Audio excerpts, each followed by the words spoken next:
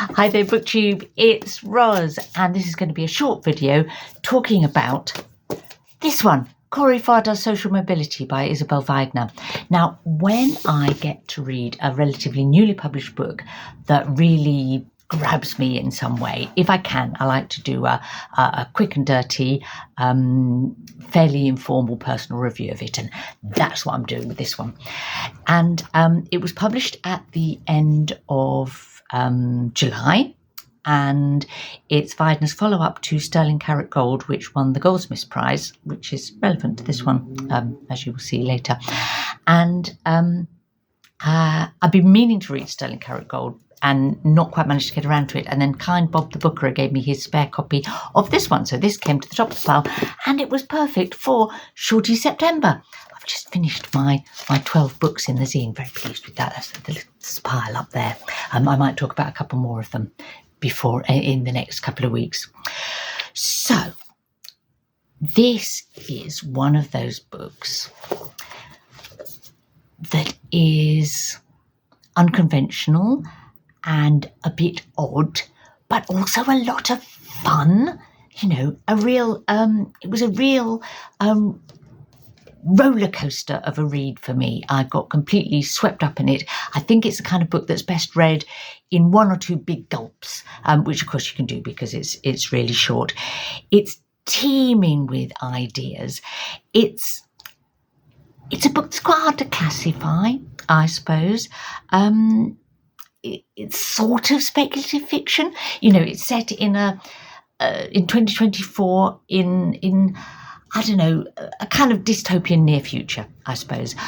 But in a world capital that might be London, which is where Waidner's based, it's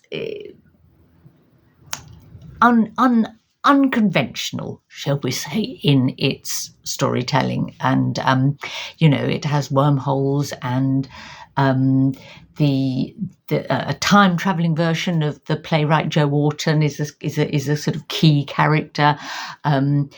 Corey Farr herself is a young writer who wins a prize, and the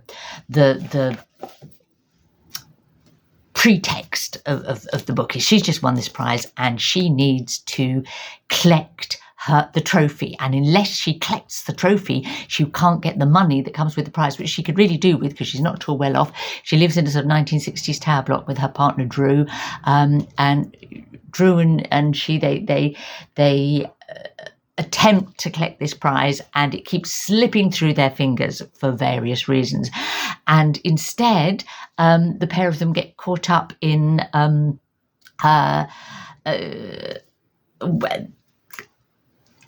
well, they acquire sort of two strange characters inspired by that are sort of like mutant Disney, Bambi and Thumper. They end up on the sort of Joe Orton figures TV reality show that they then find themselves taking over. I could go on, and it wouldn't explain what this book is about or what happens in it, and don't expect to fully understand what's going on if you do read it.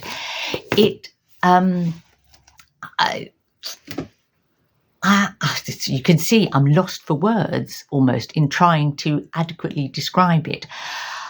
It's frenetic, and I've heard it described as a surreal fable, which is true, but also wrong in that it's very concrete, you know, in some of its descriptions. Like the Bambi character is linked to a sort of venison-themed burger chain run by a monstrous spider that is yet feels very, you know, real and vivid, and, you know, a comment on sort of contemporary capitalism, consumerism, I suppose. Yeah, is the word. So, you know, brilliant in detail, a kind of frenetic quality.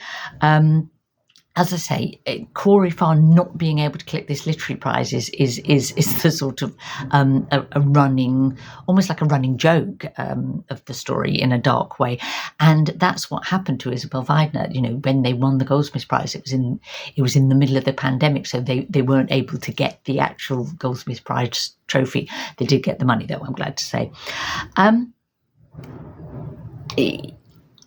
I think that the implication of the book is that Corey Farr can't get this prize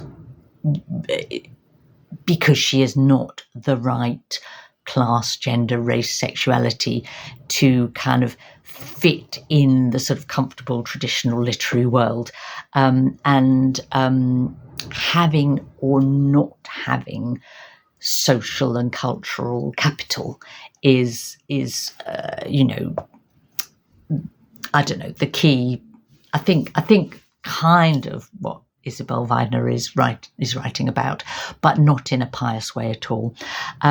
It's at times the book tips over into something slightly too chaotic, I think, but overall I absolutely loved the ride, and I'm so glad I read this book, and I would recommend it to the adventurous readers amongst you.